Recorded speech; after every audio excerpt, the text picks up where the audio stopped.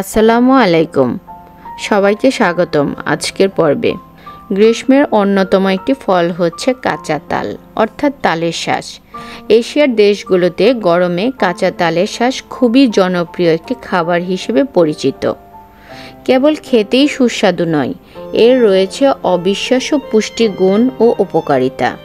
তাই আজকে আমি আপনাদেরকে করে দেখাবো কলিজা ঠান্ডা করা কাঁচা তালের শাঁসের শরবত। তালের শরবত বানানোর আগে জেনে নেই তালের মধ্যে কি পুষ্টি উপাদান রয়েছে। তালে রয়েছে ভিটামিন এ, বি ও C, zinc, potassium, iron, calcium, antioxidant ও অ্যান্টি ইনফ্ল্যামেটরি উপাদান। তালের মধ্যে যে পুষ্টি উপাদান রয়েছে সেগুলো আপনাদের শরীরের রোগ প্রতিরোধ ক্ষমতা বাড়াতে সাহায্য করবে।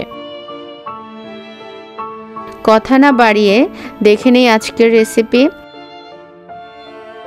তালের শাঁসের উপরে একটি পাতলা আবরণ থাকে, সেগুলোকে একটি চামচ দিয়ে আলতোভাবে ভালো করে পরিষ্কার করে নিচ্ছি। তালের শাঁসের শরবত বানানোর জন্য আমি 15 পিস তালের শাঁস নিয়ে নিয়েছি। এখন একটি ব্লেন্ডারের জগে তালের শাঁস নিয়ে নিচ্ছি 15 পিস। চিনি দিয়ে দিচ্ছি আধা কাপ। এখানে আমি আখের চিনি ব্যবহার করেছি, আপনারা চাইলে সাদা চিনিও ব্যবহার করতে পারেন। আরও দিয়ে দিচ্ছি ঠান্ডা পানি 500 ml।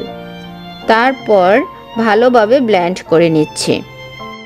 শরবত ভালোভাবে ব্লেন্ড হয়ে গেলে শরবতের মধ্যে কয়েক টুকরা বরফ দিয়ে ব্লেন্ডারে আমি বরফগুলোকে ক্রাশ করে নিচ্ছি।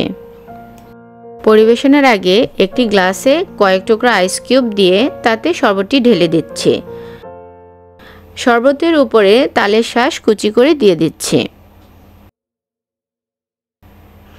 খাওয়ার আগে অবশ্যই নেড়ে মিশিয়ে খাবেন।